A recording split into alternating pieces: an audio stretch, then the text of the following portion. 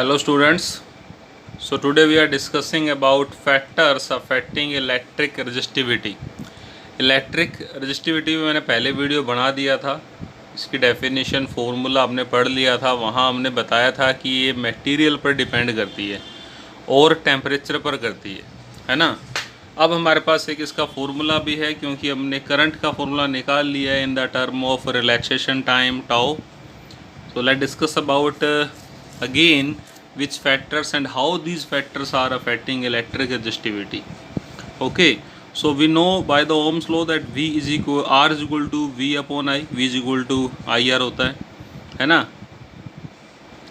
And when I'm putting the value of I, okay, as well as V, then we get answer that we have discussed earlier about these formulas की आई की value क्या होगी, we one आई की value कैसे निकालेंगे, भी हमने पहले डिस्कस कर लिया। तो after put in these values we will get that M L upon A N E square tau.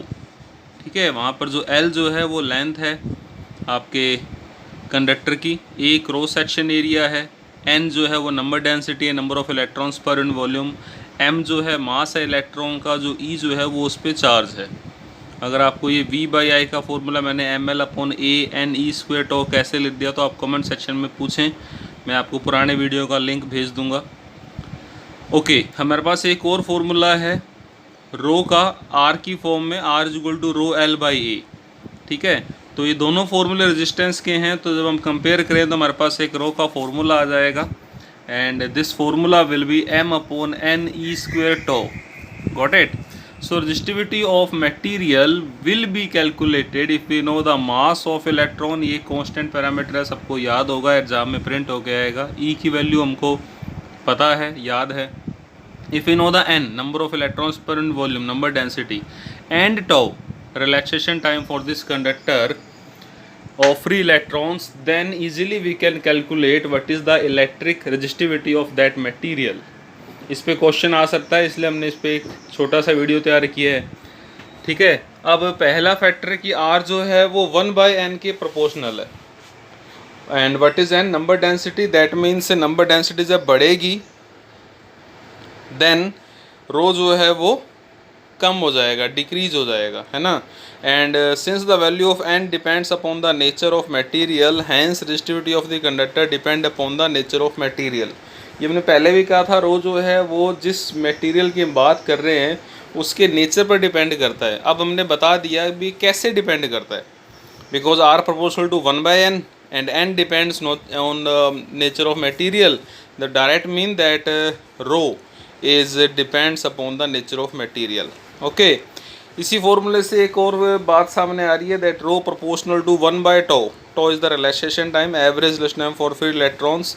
तो टो जो है जब वो इंक्रीज होगा तो ऑटोमेटिक डिक्रीज होगा, and we know that value of tau जो एवरेज रिलैक्सेशन टाइम है that is depend upon temperature of the conductor.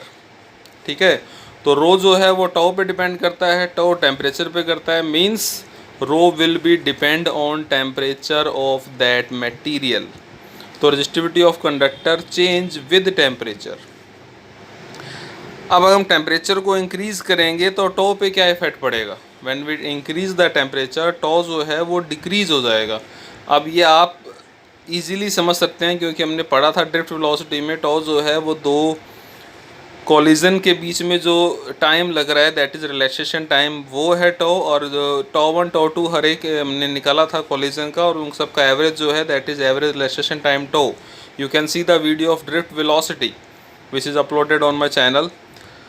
सो जब आप टेम्परेचर को बढ़ाएंगे तो कोलिजन्स के बीच में जो टाइम लग रहा था वो कम हो जाएगा। टेम्परेचर बढ़ेगा तो वो स्पीड से चलेंगे तो कोलिजन के बीच का टाइम कम होगा। अगर टाइम कम होगा then tau will be also decrease, and if tau is decrease then rho will be increase, because rho is proportional to 1/2। ठीक है, तो टेम्परेचर इंक्रीज होगा तो टो डिक्रीज होगा, दैट मीन्स रो जो है इंक्रीज होगा। तो directly we can say by increasing the temperature of conductor resistivity of conductor will be increase.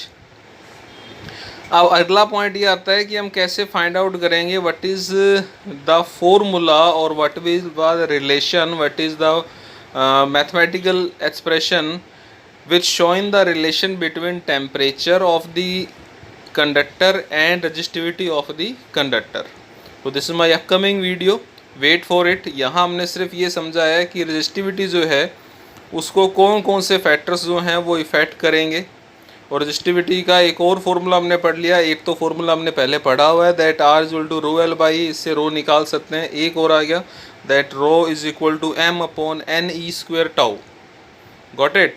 सो अब जब क्वेश्चन सॉल्व करेंगे वहाँ अगर आपको n और टाउ बता दिया जाए तो आप बता सकते हैं उस कंडक्टर की, उस मटेरियल की रजिस्टिविटी क्या है, and it's depend on nature of conductor as well as temperature of that conductor. Okay, thank you very much.